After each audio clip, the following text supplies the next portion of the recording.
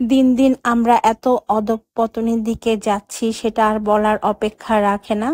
গত কয়েকদিনের ঘটনা প্রবাহগুলো যদি আমরা একটু দেখি তাহলে বুঝতে পারবো যে আমাদের সমাজের কি অবক্ষয় হচ্ছে।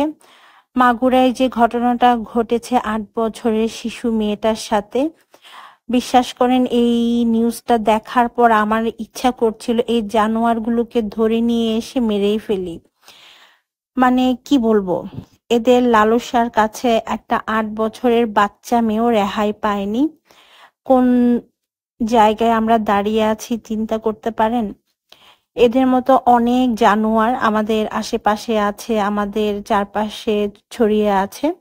আজকে আমি কিছু কথা বলবো আমার ভিউয়ার্সদের উদ্দেশ্যে, যাদের মেয়ে সন্তান আছে বা ছোট ছেলে সন্তান আছে তাদের উদ্দেশ্যে।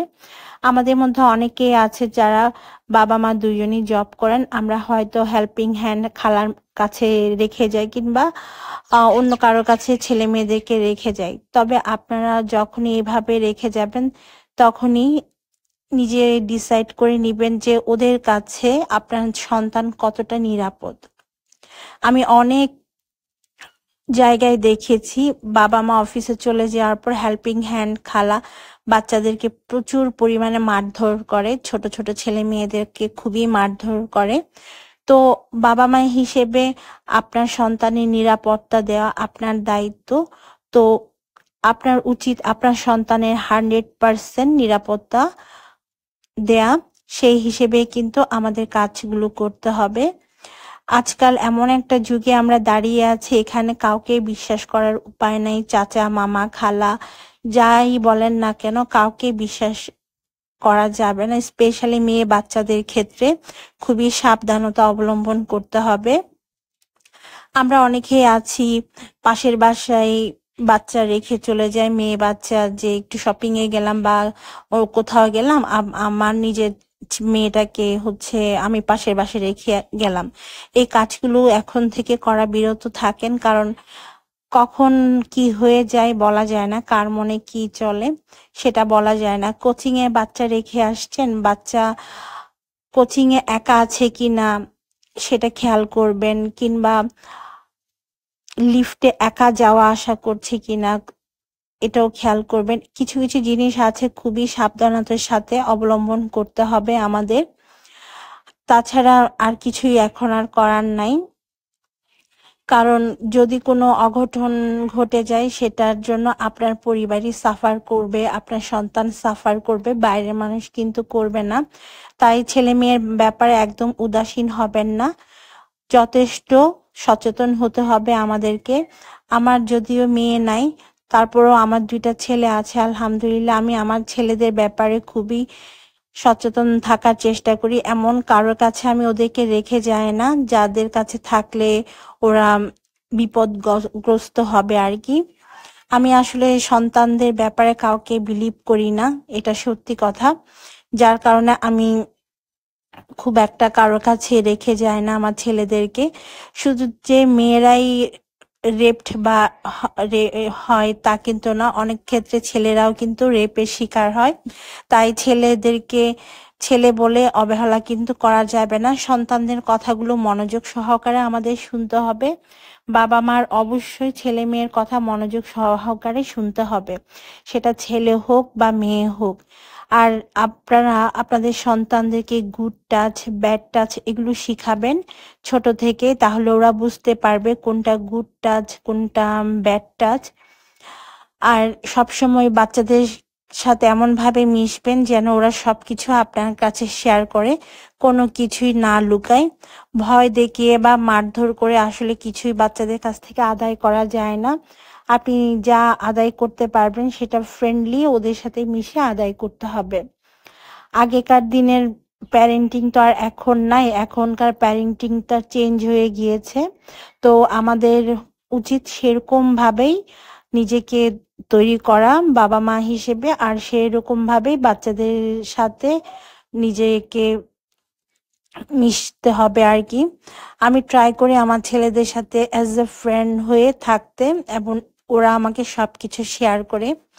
তো সেটা আসলে পরিবার থেকে করতে হবে। পরিবার যদি জিনিসগুলো মনোযোগ দিয়ে বা দায়িত্ব নিয়ে করে তাহলে আমার মনে হয় না কোনো অঘটন ঘটতে পারে ছোট ছোট বাচ্চা মেয়েদের সাথে।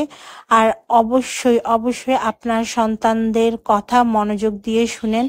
ওদের কথাগুলো মনোযোগ দিয়ে না শুনলে কিন্তু অনেক ক্ষেত্রে বিপদ হয়ে যাবে। ওরা কি বলতে চাচ্ছে সেটা আপনাকে বুঝতে হবে, সত্য মিথ্যা যাচাই করতে হবে। আমরা চাই না আর কোনো মায়ের সন্তান এভাবে কষ্ট পাক, আর কোনো ৮ বছরের শিশু সন্তান এভাবে মৃত্যুর সাথে লড়ুক। আসলে এত কিছু বলার একটাই কারণ, সেটা হচ্ছে আপনাদেরকে সচেতন করা। যাদের বাসায় বাচ্চা আছে, বিশেষ করে মেয়ে বাচ্চা আছে, সেসব বাবা মাকে সচেতন করার জন্যই হচ্ছে আমি আজকে এই কথাগুলো বলেছি। আর এই ৮ বছরের মেয়েটার সাথে যা ঘটে গিয়েছে, আমি চাই না আমাদের দেশে আর কোনো বাচ্চার সাথে এমন ঘটনা ঘটে যাক, কোনো বাচ্চা এরকম সাফার করুক। তাই সব মায়েরা অবশ্যই সচেতন থাকবেন নিজেদের সন্তানের প্রতি। তো আমি এখানে ইফতার বানাচ্ছিলাম। আমার আজকে কিন্তু খুব মন খারাপ ছিল, এই ঘটনাটা নিয়ে খুবই মন খারাপ ছিল। তো ইফতার বানাচ্ছিলাম, এখান থেকে ডিম চপগুলো বানিয়ে নিয়েছি। আর যেহেতু জানেন আমার বাসায় এগুলো ছাড়া অন্য কোনো কিছু দিয়ে কেউ ইফতার করতে চায় না, আপনাদের ভাইয়া, যার কারণে আমার প্রতিদিন এই ভাজা পোড়া করতে হয়। আজকে আমি রেগুলার যেগুলা সবসময় বানাই সেগুলোই বানিয়ে নিচ্ছি। আর বানিয়েছি আমার জন্য স্পেশাল দই চিড়া। দই চিড়াটা আমার খুব পছন্দের আর খেতে ভীষণ রকম মজা, হেলদি তো বটেই। আপনারা চাইলে দই চিড়াটা বাসায় ইফতার বা সেহরির জন্য বানিয়ে নিতে পারেন। এর রেসিপি কিন্তু আমার লেটস কুক উইথ মুনিয়াতে আমি শেয়ার করেছি। আপনারা পুরো রেসিপি আমার রান্নার চ্যানেলে পাবেন, কিংবা আমার Facebook page let's cook with মুনিয়াতেও পেয়ে যাবেন। সবাই দেখবেন আর বানিয়ে আমাকে ফিডব্যাক দিতে ভুলবেন না কিন্তু কেমন হয়েছে।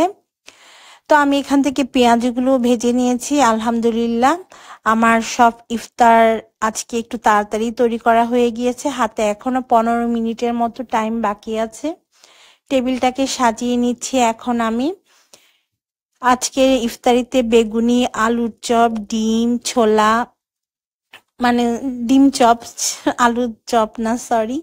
তারপর আমি মালটা কেটে নিয়েছি ওয়াসির জন্য।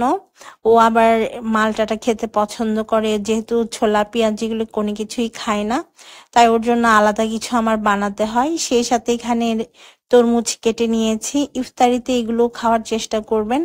আর আমার স্পেশাল দই চিড়া, বিশ্বাস করেন এই দই চিড়াটা খেতে এত মজার, আপনারা যদি একবার বানান তাহলে আপনারা কিন্তু এটার জন্য একদম পাগল হয়ে যাবেন।